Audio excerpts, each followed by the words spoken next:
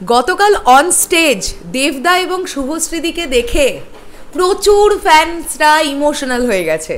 আমি নিজের চোখে নজরুল মঞ্চে অনেক ফ্যান্সদের দেখেছি যারা অঝরে কাঁদছিল, কারণ এটা না ইমোশন, এটা আবেগ, এটা বলে বোঝানো যাবে না।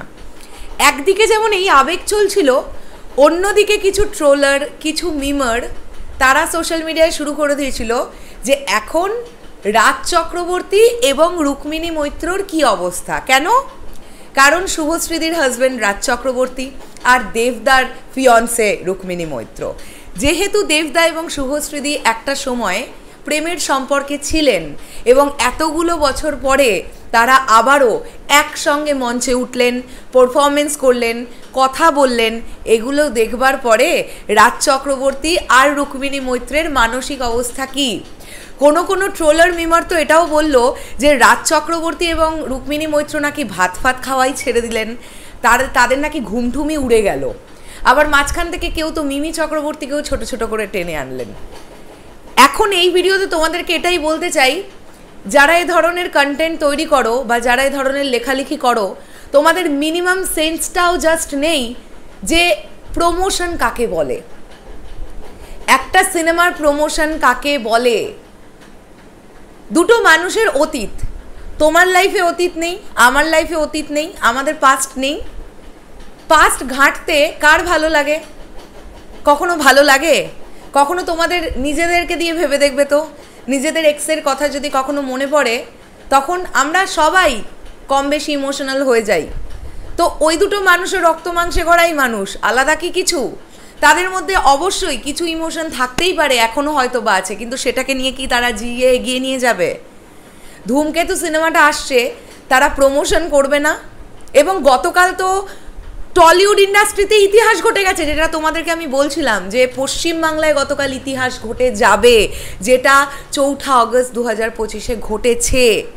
যা এক্সপেক্ট করেছিলে, যা এক্সপেক্ট করে গিয়েছিল দর্শকরা, তার থেকে বেশি কিছু পেয়েছো কি পাওনি?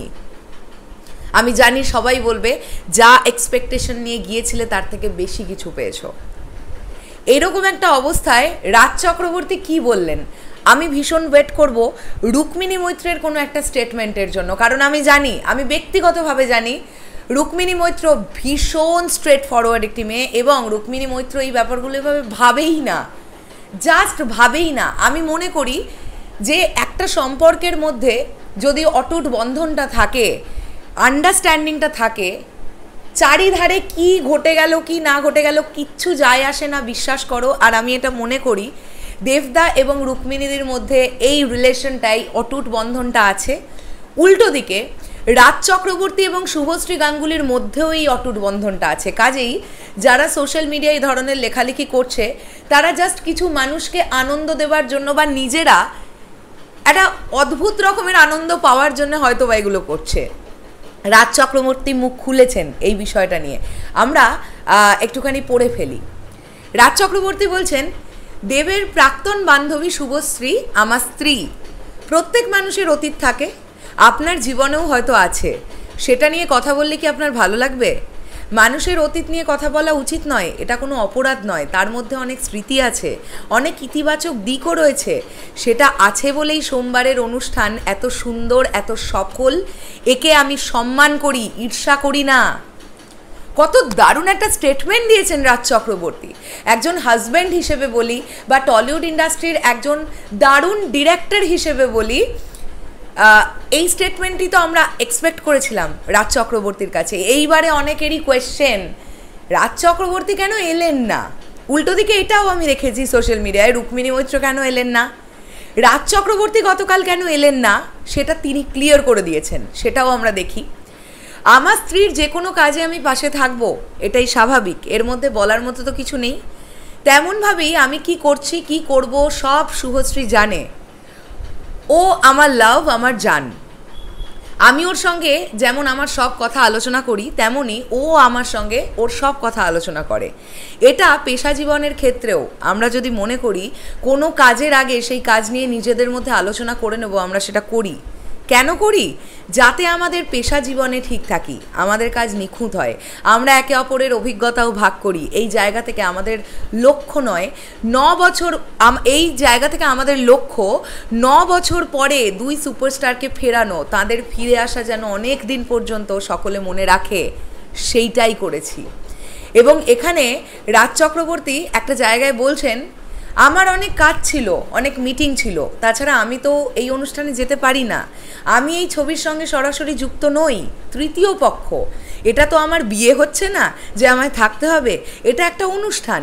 এই ছবির সঙ্গে যারা যারা যুক্ত তারা উপস্থিত ছিলেন, শুনেছি যারা যারা কাল সামনে বসে অনুষ্ঠান দেখেছেন তারাই উপভোগ করেছেন। শুনতে শুনতে একটা সময় মনে হচ্ছিল আমি কেন থাকলাম না, তাহলে আমিও উপভোগ করতে পারতাম। মনে হচ্ছিল মুখোশ পরে দর্শকদের মাঝে মিশে যাই। তো রাজ চক্রবর্তীর মতন একজন বিজিয়েস্ট পারসন, যিনি একদিকে তার নিজের এলাকার একটা অত্যন্ত বড় পদে আছেন, তিনি ব্যারাকপুরের একটা অত্যন্ত বড় পদে রাজনৈতিক দল কেন্দ্রিক আছেন আমরা জানি, উল্টো দিকে তিনি একজন ডিরেক্টর, তার নানান কাজ থাকতে পারে। তো তিনি কেন এলেন না, এটাও অনেক মানুষের প্রশ্ন। বাবারে বাবা, আমি তো বুঝেই পেলাম না, বাপরে বাপ, মানে এই মানুষগুলোর কোনো কাজ থাকতে পারে না? রুক্মিণী মৈত্রর নিজস্ব কোনো কাজ থাকতে পারে না? মাথার দিব্যি দিতেই হবে যে আসতেই হবে? কোনো মানে হয় এগুলোর? জাস্ট কোনো মানে হয় না। তো যাদের এসব কাজ তারা এসব করবে, এসব ফালতু চারটি। আমরা নিজেরা যারা গতকাল চোখের সামনে অনুষ্ঠানটা দেখেছি না, এবং তোমরা যারা লাইভও দেখেছো, আমাদের কাছে পুরো বিষয়টা ক্লিয়ার যে কত সুন্দর লাগছে দুজনকে একসঙ্গে দেখতে পেয়ে এত বছর পরে। তাদের মধ্যে কীরকম সম্পর্ক আছে, কীরকম সম্পর্ক নেই, আমাদের কিছুই জানার দরকার নেই। আমরা কি জানি, ধূমকেতু সিনেমাটা আসছে। তো যারা ইন্ডিভিজুয়ালিও দেবদাকে পছন্দ করো, দেবদার যারা ফ্যান, তোমরা কি চাইবে? যে দেবদা এখন যে রিলেশনশিপটাতে আছেন সেটা নিয়ে তিনি এগিয়ে চলুন, মানে রুক্মিণী মৈত্র। আর যারা শুভশ্রীদের ফ্যানেরা আছো, তোমরা কি চাইবে? রাজ চক্রবর্তী এবং তার সন্তানদের নিয়ে তিনি ভালো থাকুন। তো এটাই তো আমাদের চাওয়া হবে। কি পুরনো কাসন্দি এত ঘাঁটার কি আছে ভাই? আমার তো মনে হয় কোনো দরকারই নেই। গতকাল ইতিহাস তো ঘটিয়ে ফেলেছে এই দুটো মানুষ, বা এই টিমটা যারা পুরো ব্যাপারটার মধ্যে ছিলেন। আমি আবারও বলছি, ইন্ডিভিজুয়ালি একটা ভিডিও নিয়ে আসবো। গতকালের এক্সপিরিয়েন্স ভিডিও তোমাদের সঙ্গে শেয়ার করার আছে, নাহলে শান্তি পাচ্ছি না, বিশ্বাস করো। আমরা গতকাল যে হিস্ট্রির সম্মুখীন হয়েছি, এই হিস্ট্রি আমরা খাদানের সময় পেয়েছিলাম ওয়েস্ট বেঙ্গল ট্যুরে, আর গতকাল এই সেম হিস্ট্রি আমরা গেইন করেছি। আমরা মেমোরি নিয়ে ফিরেছি। গতকাল যা যা হয়েছে তোমরা ভাবতে পারবে না, যারা গিয়েছিলে তারা জানো। শেষ করলাম ভিডিওটা, আসছি আবার খুব শীঘ্রই নতুন কোনো ভিডিও নিয়ে। তাহলে এখনের জন্যে টাটা।